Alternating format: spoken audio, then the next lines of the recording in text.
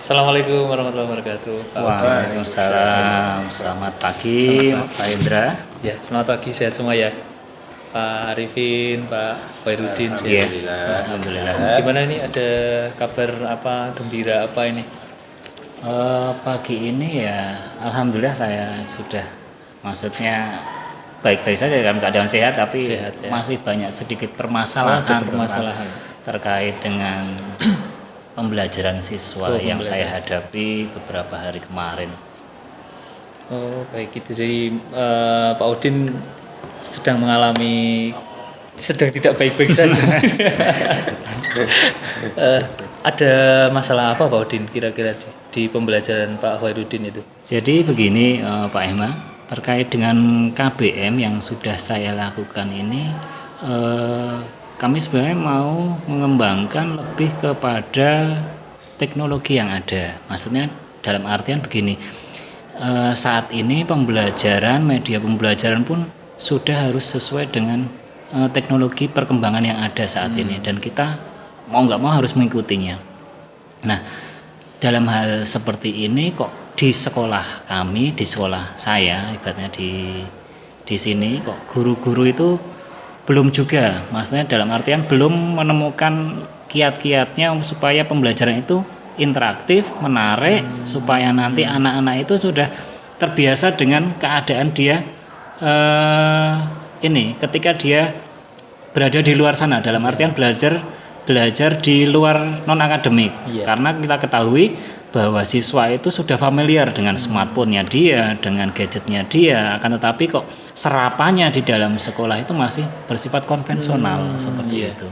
Jadi memang harus relate dengan ini ya. Nah, kemarin saya sudah coba menerapkan sistem dengan pembelajaran yang diferensial. Dalam kaitannya ini saya menggunakan lebih ke peminatan dan bakat siswa yang saya hadapi.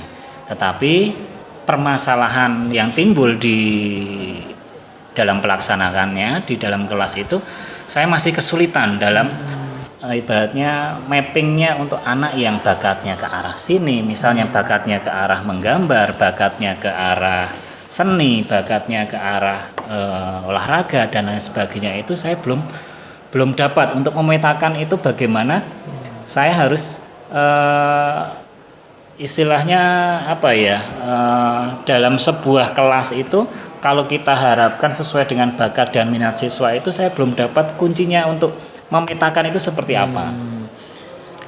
Yang pernah Pak Khairuddin lakukan ketika itu apa Pak Udin? Yang untuk mencoba menggali bahwa anak ini mempunyai minat ini, bakat ini, apa yang pernah Pak Khairuddin lakukan, atau usaha yang terus Pak Khairuddin lakukan ketika itu apa? Jadi waktu itu yang sudah pernah saya lakukan itu ya hanya sebatas pertanyaan saja. Jadi saya lontarkan pertanyaan kepada siswa waktu itu, anak-anak dari sekian banyak ini, kalian pasti mempunyai bakat dan minat. Nah, di sini saya akan mencoba untuk menggolongkan bakat dan minat kalian itu apa yang lebih kalian itu tertarik ke, cenderung ke bidang apa. Nah, dari situ saya coba kemas, maksudnya dalam artian kemas bakat dan minat itu untuk sebuah proyek. Jadi saya punya proyek di awal itu, jadi gini Mas, dengan pengembangan teknologi dan informasi itu, jadi kecintaan, karena saya mengajar mapel PPKN, jadi kecintaan siswa terhadap NKRI itu masih, kalau saya lihat itu masih minim sekali.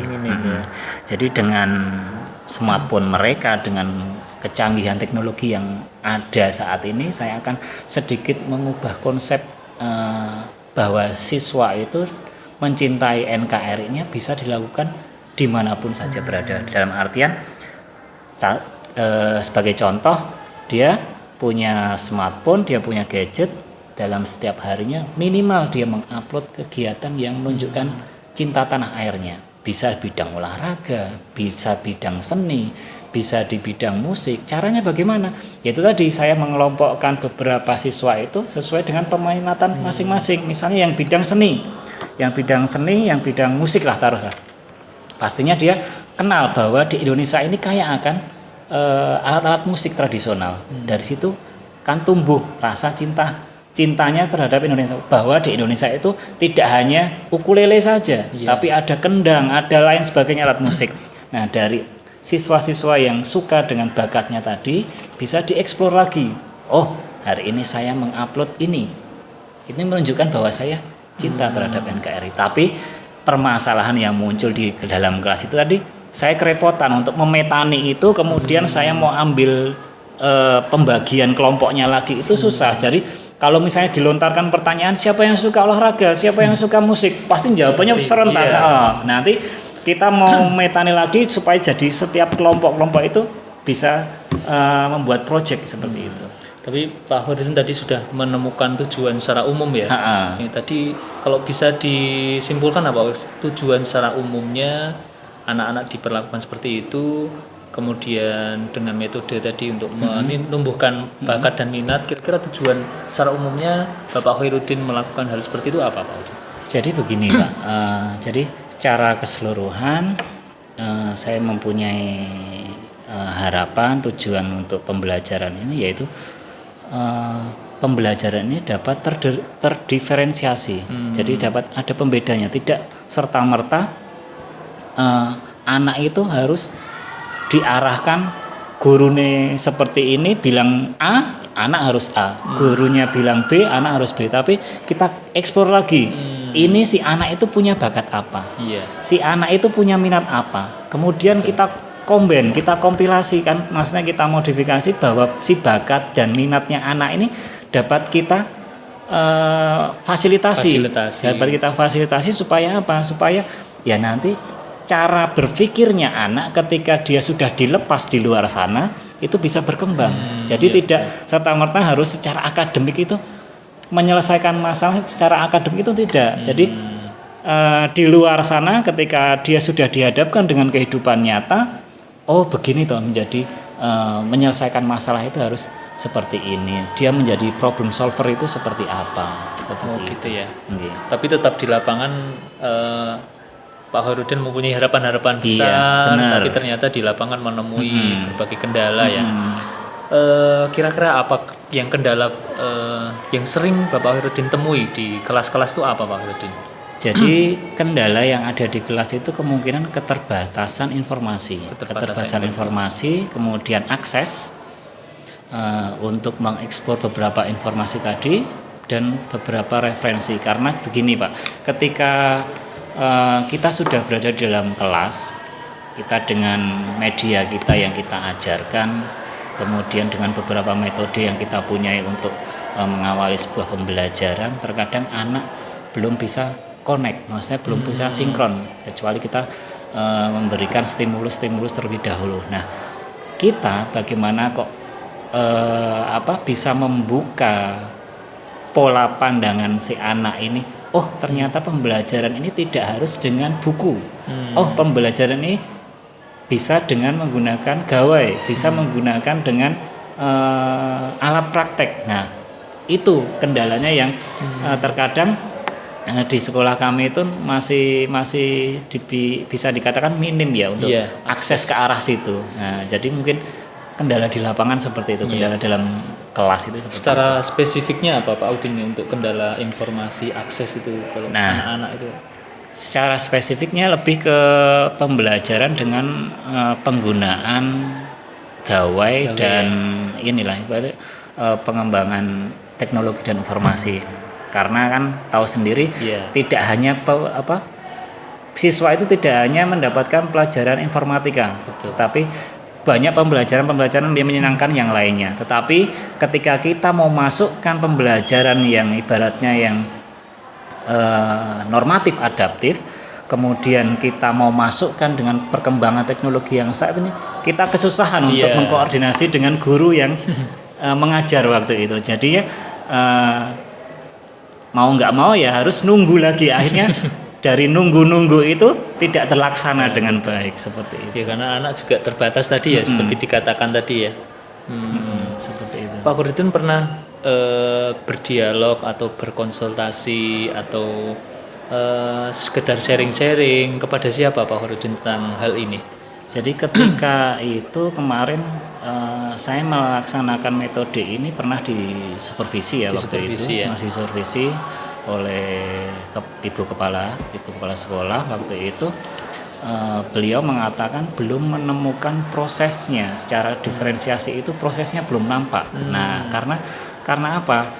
Karena di situ saya sudah kehabisan, istilahnya bukan kehabisan, karena memang durasi waktu itu ketika supervisi dan metode yang saya sampaikan waktu itu kok belum menemukan secara prosesnya, tetapi konsepnya sudah ada, kemudian tujuannya sudah jelas, tetapi secara prosesnya, secara belajar diferensiasi itu belum nampak di situ.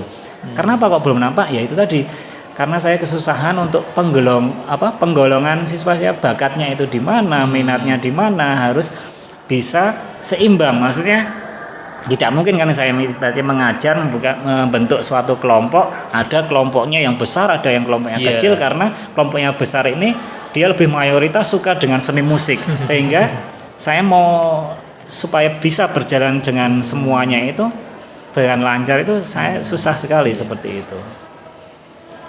Adakah saran dari ibu kepala sekolah ketika disupervisi Pak Udin?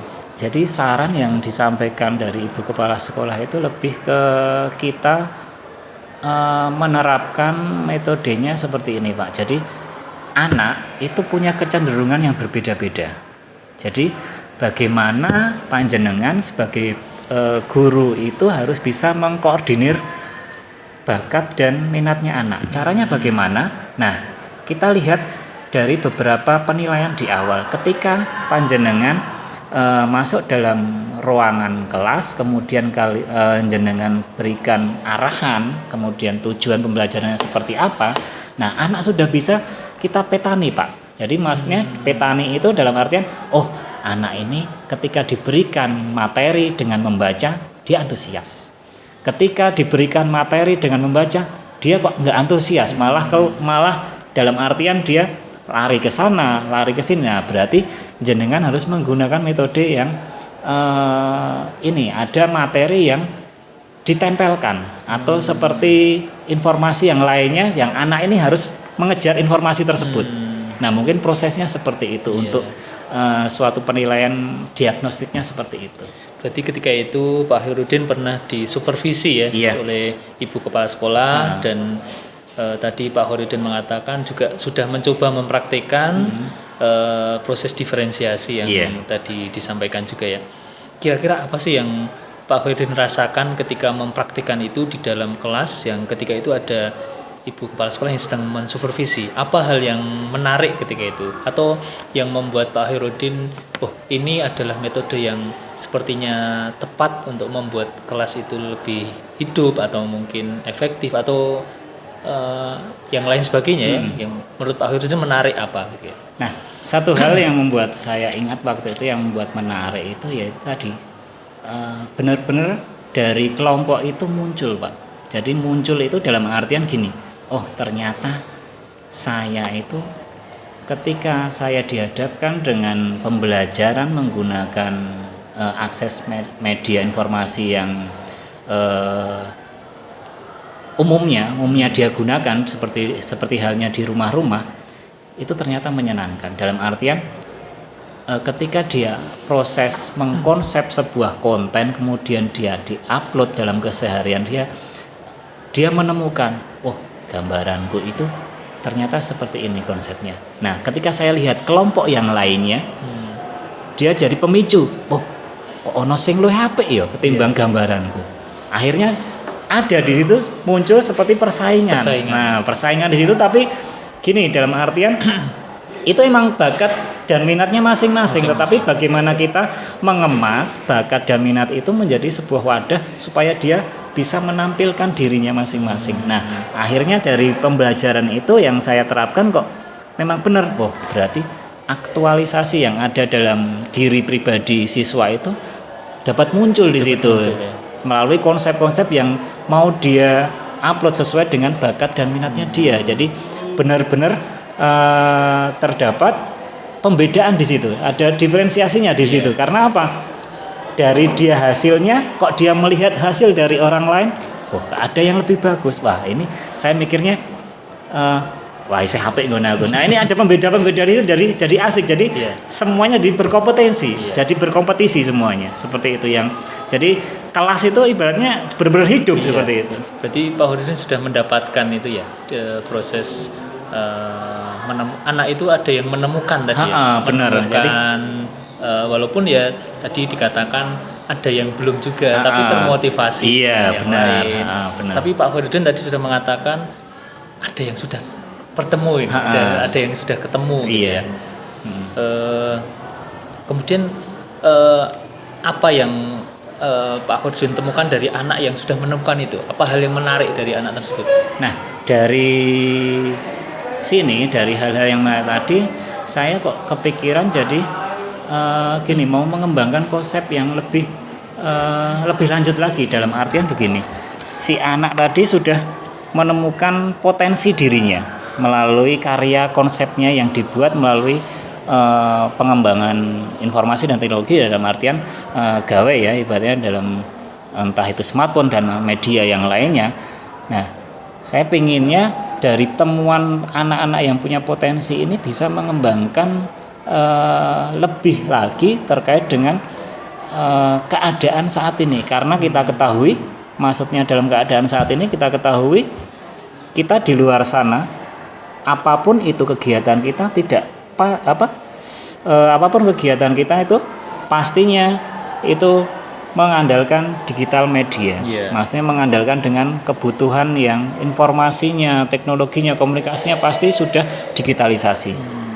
Nah, harapannya anak-anak yang punya potensi seperti ini sudah bisa menularkan dalam artian menginspirasi orang lain itu dalam artian di dalam kelas itu si A, misalnya si A ini dia potensinya luar biasa, kemudian dia kembangkan melalui akses media interaksinya, sosial media dan lain sebagainya. Dia jadi influencer untuk orang lain yang teman sebayanya dia. Akhirnya dia bisa menjadi followernya, maksudnya follower itu dalam artian dia meniru kebiasaan baiknya bahwa mengeksplorasi diri itu tidak serta-merta harus menunjukkan di depan audiens, tapi melalui berbagai macam media itu bisa. Seperti itu. Tapi mungkin Pak Hoirudin juga menemukan mungkin anak yang tadi kan ada permasalahan juga, dikatakan di awal ada yang belum bisa menemukan bakatnya, tapi tadi juga Pak Hoirudin mengatakan ini loh ada anak yang sudah menemukan. Mungkin ketika proses pembelajaran itu adakah anak yang menurut Pak Hoirudin ketika itu ini anak belum menemukan bakatnya. Ketika Pak Hoirudin sudah memberikan metode seperti itu, kemudian sudah Pak Hoirudin temukan ada anak yang sudah berbakat seperti ini, tapi adakah anak yang Pak Hoirudin temukan tadi yang sebenarnya dia belum menemukan apapun ketika diberikan metode seperti itu? Adakah? Nah, dari hasil kemarin yang saya sudah lakukan itu masih ada seperti itu. Jadi kondisi memang seperti itu. Anak-anak yang mungkin belum bisa, ibaratnya gimana ya, ada arahan dari gurunya seperti ini, kemudian dikembangkan, tumbuh kembangkan bakat dan minatnya anak, tetapi kok dia masih belum enjoy ke arah situ, belum menemukan beberapa, wah saya itu bakatnya di mana tuh, saya itu lebih kecenderungannya di mana. Nah itu saya arahkan lebih ke hal yang sifatnya begini Mas. Jadi anak-anak yang belum sempat mendapatkan informasi terkait dengan bakat dan minatnya, kita galinya melalui stimulus beberapa dari media visual yang saya tampilkan. Jadi saya berikan beberapa visual, kemudian ini ada anak yang dari notabene keluarga seperti ini. Dia bisa menumbuhkan bakatnya melalui ini. Jadi melalui anak-anak yang belum nemu, belum klik sama kompetensinya dia, bakatnya dia itu, saya pemicunya dengan visual. Dengan visual. Jadi ada stimulus tentang visual bahwa di pembelajaran itu seperti ini. Kemudian di luar sana pun banyak yang notabene anak-anak yang kurang untuk bisa belajar di sekolah negeri ataupun belum bisa melanjutkan pendidikan, itu tumbuh kembang bakatnya itu ada dokumenternya, ada visualnya yang itu membuat dia itu bisa tertarik. Oh, ternyata anak yang seperti itu pun punya bakat.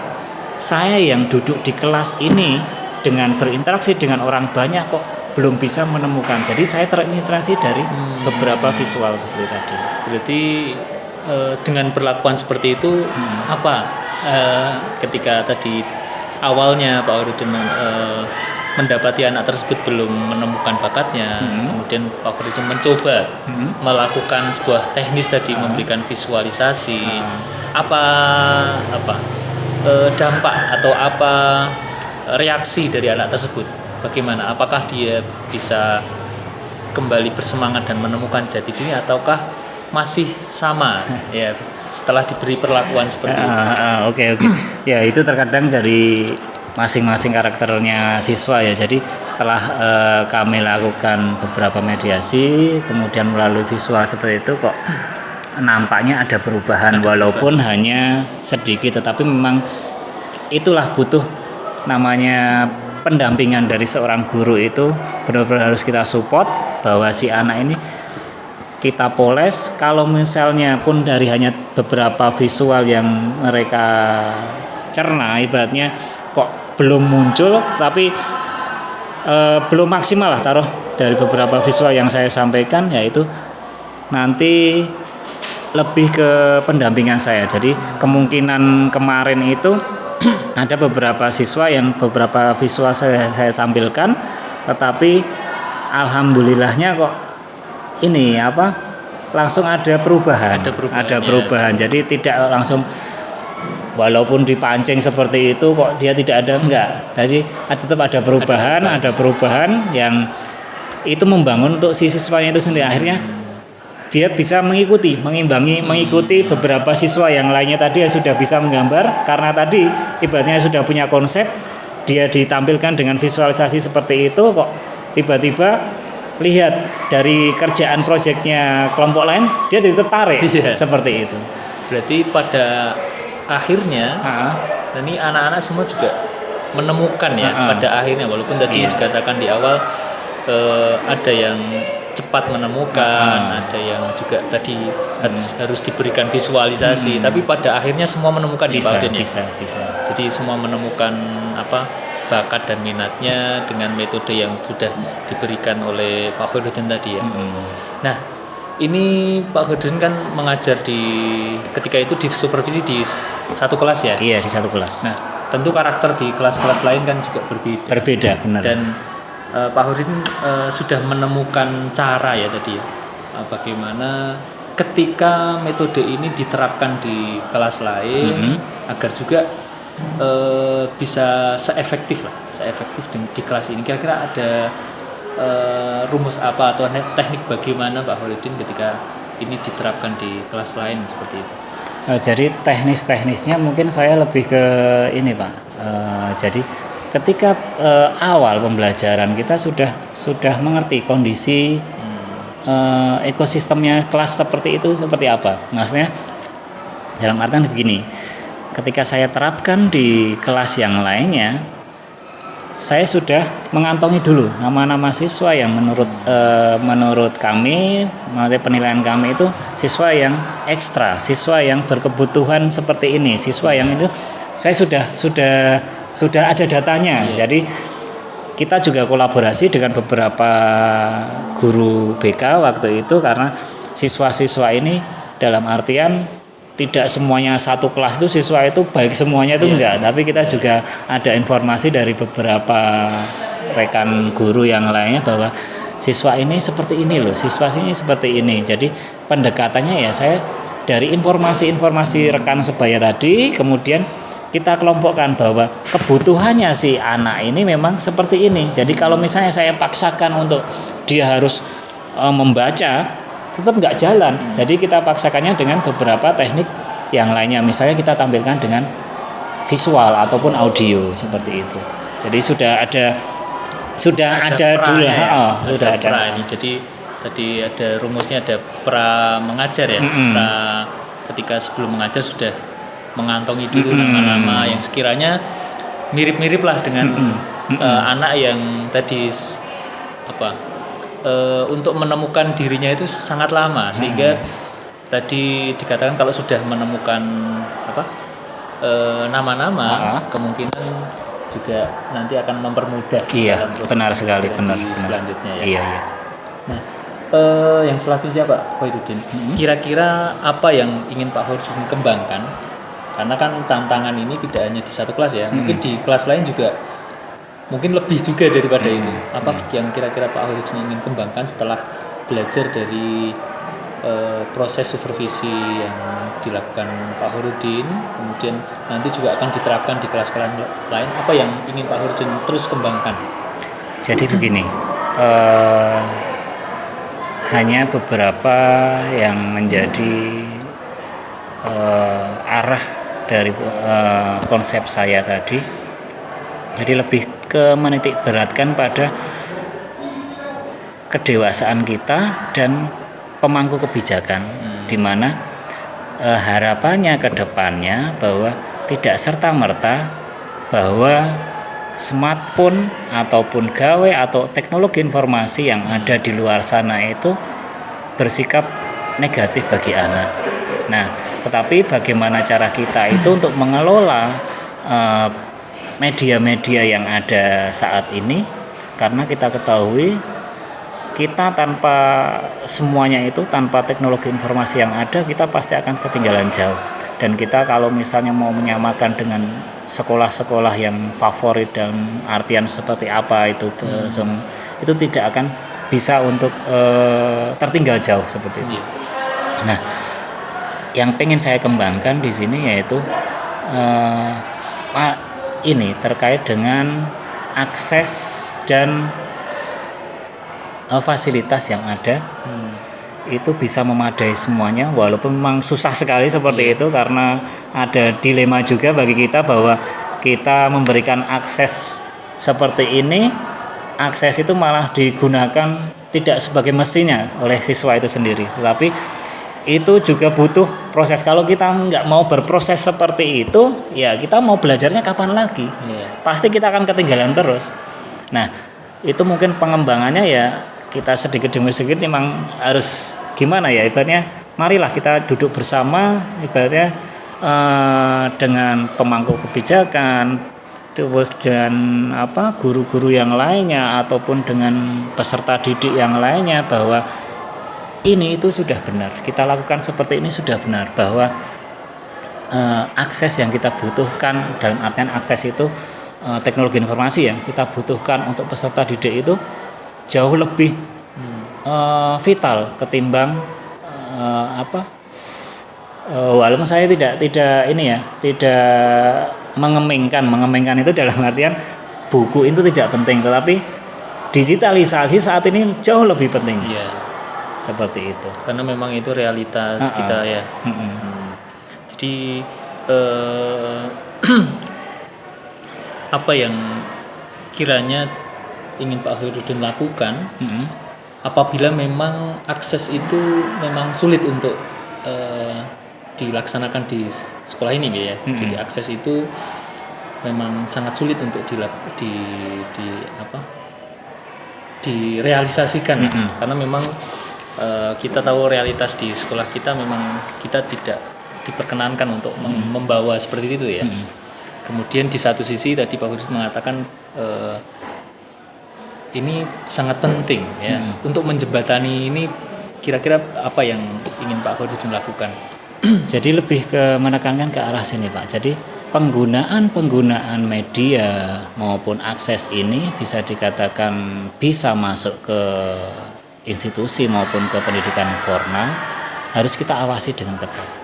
Jadi pembolehan, pembenaran maupun akses ini supaya bisa masuk ke sini itu harus ada penjagaan dengan ketat. Dalam artian begini, siswa diberikan kemudahan untuk mengakses beberapa informasi yang ada atau referensi yang ada dari berbagai sumber. Salah satunya dari buku juga bisa, perpustakaan juga bisa, kemudian dari berbagai referensi yang lainnya baik digital maupun yang non digital pun kita harus ibaratnya harus udah siap. Maksudnya siap dalam artian dewasa, kita itu tidak serta-merta nek HP itu merusak bocah itu enggak. Jadi kita harus berpikiran, kita duduk bersama-sama, kita sudah bersikap dewasa, tetapi pengawasan kita terhadap akses yang diberikan kemudahan itu kita harus benar-benar mengawasi dengan seksama. Dalam artian realitasnya ya gini Pak, kalau misalnya suatu mata pelajaran diperbolehkan membawa HP, ya guru mapel tersebut harus bertanggung jawab dengan kondisi waktu itu, seperti itu. Itu yang pernah Pak Khairuddin lakukan juga ya, yang ternyata itu juga efektif ya, efektif untuk ternyata bisa menjembatani antara bakat tadi, kemudian menjembatani juga antara tujuan Pak Khairuddin untuk menanamkan nilai-nilai kecintaan terhadap NKRI melalui bakat minatnya masing-masing. Jadi itu bisa menjembatani lah. Benar sekali. Itu realitas kita memang seperti itu, dan saya kira Pak Khairuddin sudah menemukan tadi ya, menemukan apa yang harus Pak Khairuddin kembangkan, apa yang harus Pak Khairuddin lakukan. Saya kira itu sangat luar biasa Pak Khairuddin. Jadi saya sangat terinspirasi sekali melalui proses ngobrol-ngobrol ini. Jadi banyak hal yang bisa saya tangkap ya, di antara tadi Pak Khairuddin sudah menemukan cara menemukan bakat minat anak melalui media-media digital. Ternyata itu juga menarik bagi saya. Kemudian cara Pak Khairuddin menjembatani antara aturan-aturan sekolah yang tidak memperbolehkan membawa HP, kemudian Pak Khairuddin melakukan sesuatu inisiasi untuk bisa melakukan itu secara legal formal, dan itu diawasi dengan baik. Saya kira itu juga menarik ya, bisa dikembangkan juga itu, bisa dikembangkan. Mungkin itu saja Pak Khairuddin ngobrol-ngobrol kita kali ini, dan mungkin lain kesempatan kita bisa ngobrol-ngobrol lagi. Kalau ada ide-ide lagi kita bisa ngobrol lagi. Terima kasih atas waktunya, mungkin itu saja. Selamat pagi, assalamualaikum warahmatullahi wabarakatuh. Baik Bapak MH dan Bapak Khairuddin ya sebagai koji. Di sini saya sebagai observasi. Dari observasi yang sudah saya amati, Bapak MH di sini sudah sangat baik sekali ya, dalam melakukan dialog ini atau percakapan ini, sehingga Bapak Khairuddin sebagai coaching itu sudah bisa menemukan jalan keluar sendiri, sudah menemukan alternatif apa yang harus dilakukan oleh Bapak Khairuddin untuk menunjang atau agar bakat anak siswa itu bisa sesuai yang Bapak Udin harapkan, gitu ya. Karena dari yang Bapak MH tadi lakukan itu sudah sesuai dengan alur tirta, dan indikator-indikator pertanyaannya itu sudah sangat sesuai ya. Dan kemudian untuk berikutnya ya Bapak MH, ini ada satu lagi pertanyaan. Dari yang sudah Bapak MH lakukan tadi, kompetensi apa lagi yang ingin Bapak kembangkan? Dari proses dialog tadi, ada satu hal yang ingin saya kembangkan, yaitu yang pertama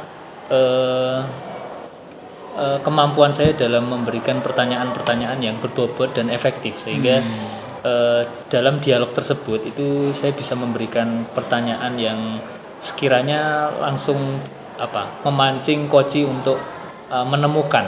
Dan tadi secara proses memang sudah menemukan, tapi mungkin butuh proses agak lama ya, karena saya belum bisa menemukan pertanyaan-pertanyaan yang berbobot ya.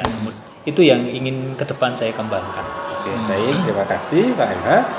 Mudah-mudahan kompetensi yang ingin Bapak kembangkan itu segera tercapai, segera terrealisasi, sehingga lebih memancing si coach itu untuk mengungkapkan apa yang menjadi permasalahan yang sedang si coach hadapi tersebut, sehingga problem itu bisa terselesaikan dengan sangat baik. Itu ya Bapak MH dan Bapak Khairuddin sebagai observasi di sini. Selebihnya saya mohon maaf apabila ada yang kurang berkenan dalam dialog ini atau dalam saya menyampaikan observasi saya. Terima kasih. Wassalamualaikum warahmatullahi wabarakatuh. Waalaikumsalam warahmatullahi wabarakatuh.